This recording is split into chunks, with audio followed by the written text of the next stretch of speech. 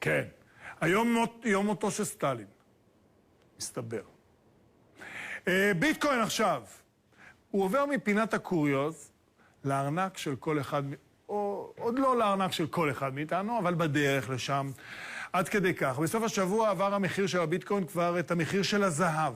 עלה מעל $1,250, וזה לא מעניין רק את אלה שקונים ומוכרים כסף זר.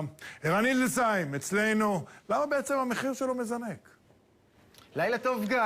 תשמע, הביטקוין נמצא עכשיו על סף פרשת דרכים. הרשות לניירות ערך אמריקאית אמורה להחליט השבוע האם לאשר את פעילותה של קרן נאמנות אמריקאית, שבעצם תעזור לנו לעקוב אחרי מחיר הביטקוין מבלי לקנות אותו. זאת אומרת, נוכל, כל אחד מאיתנו, במקום להסתבך בקנייה המורכבת של מטבע וירטואלי, יוכל לשים את כספו על הקרן הזאת, והיא תעקוב בשבילו. בדיוק, ולא רק זה, היום כשאתה סוחר בביטקוין, אתה תאבד את הסיסמה, תאבד את המספרים, זה לא כמו בחשבון הבנק שלך, שתוכל להרים טלפון לבנק, והוא יסדר לך את הכל, במקרה של הביטקוין הלך הכסף, ואין כמו הדוגמה הנהדרת של ג'יימס ווילס, אולי וולשי הכי אומלל היום עלי אדמות, שיום אחד התעורר בבוקר וגילה שהוא זרק לפח הזבל את קונן המחשב שלו שיכיל ביטקוין בשווי $9 מיליון.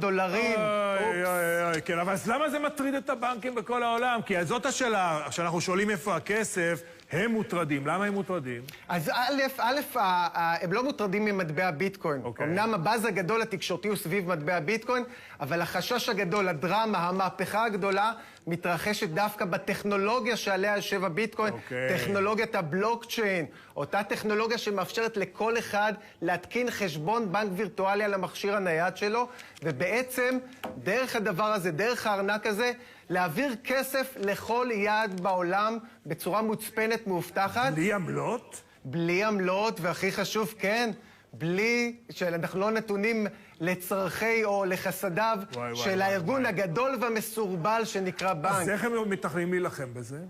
אז זהו, אז לפני שאנחנו פותחים בצהלולים ובריקודים על קץ שלטון הבנקאות בעולם, אז אנחנו יודעים שגם הבנקים מודעים לסכנה הגדולה שתמונה להם בטכנולוגיית הבלוקצ'יין, והם מתחילים להשקיע עשרות מיליונים בסטארט-אפים כדי שהם אלה שיובילו את המהפכה, הם אלו שיקבעו את העקרונות שלה במקום שיכחדו תחת אותה טכנולוגיה. ובנקים מרכזיים אומרים שהם ינסו לפתח ביטקוין גם, נכון? הם לא אומרים, הם כבר עכשיו מנסים. אנחנו יודעים שהבנק הסיני והבנק המרכזי האנגלי כבר עכשיו מפתחים מערכות.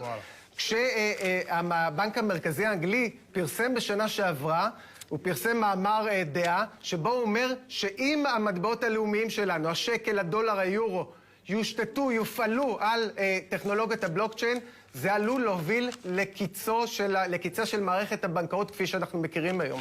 כן, הם בטח חשבו שזה יישמע לנו נורא והיום. ערן הילדסהיים, לילה טוב. תודה, גיא. כן, לא יודע.